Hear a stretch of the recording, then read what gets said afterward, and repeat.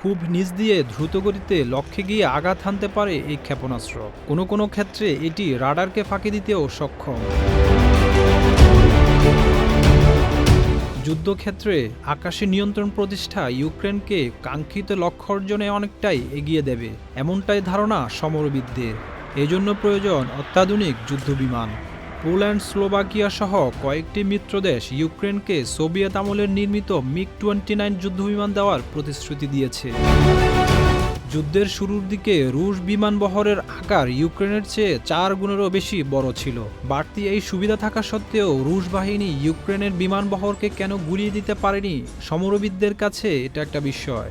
Ukraine যুদ্ধে যুদ্ধবিমানের পাশাপাশি drone সমান গুরুত্বপূর্ণ ভূমিকা পালন করছে।